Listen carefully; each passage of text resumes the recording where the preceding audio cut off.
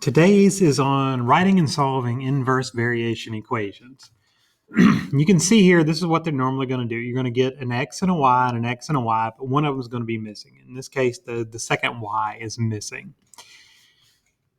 Now, there's two ways to solve this. I'm going to show you the correct, mathematical way, the algebra way first. And it involves two formulas.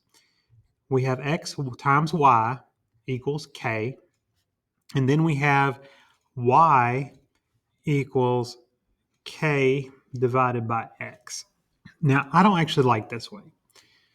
So what this does is it says if we want to find k, which is what we want to do first, we're going to take the x and the y that they gave us, and we're going to store them, or we're going to plug them in.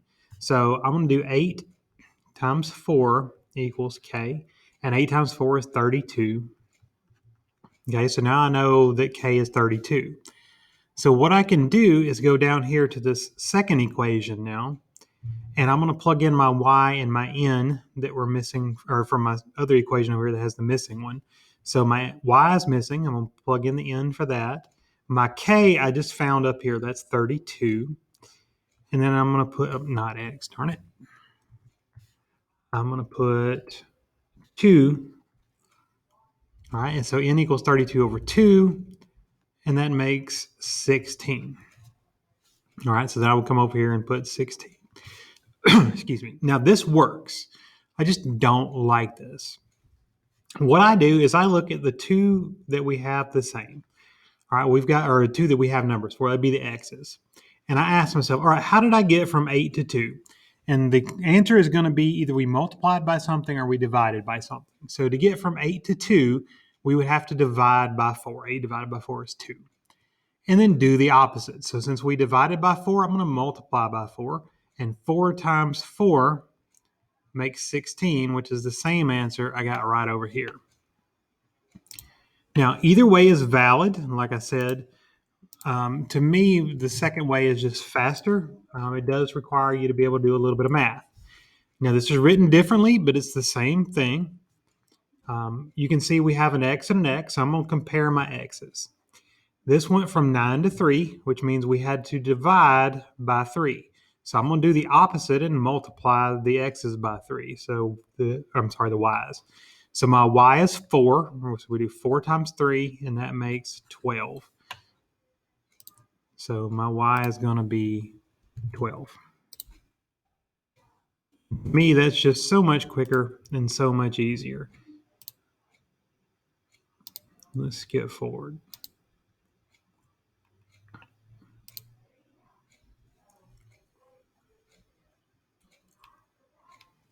Okay, now you can see at some point the numbers are going to get more difficult. Now you can see I have an x and I have an x. And I don't know, well, I do know, but let's say I didn't know how to go from 7.2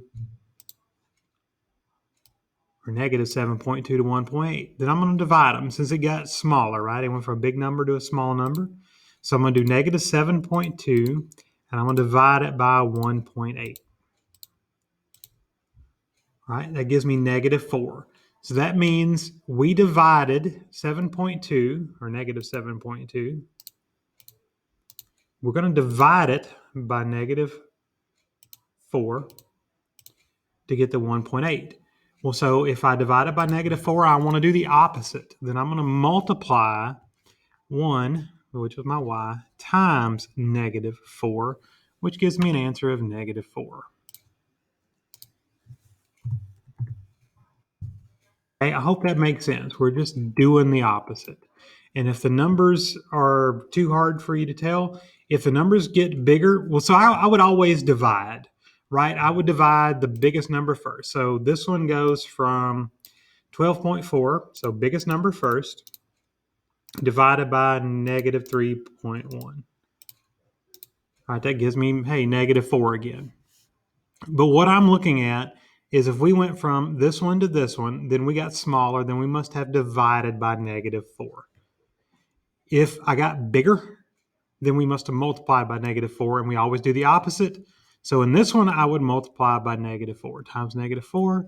So times negative 4. Negative 1 times negative 4 makes positive 4. Got my answer. All right. Hopefully that makes sense. It should be fairly easy.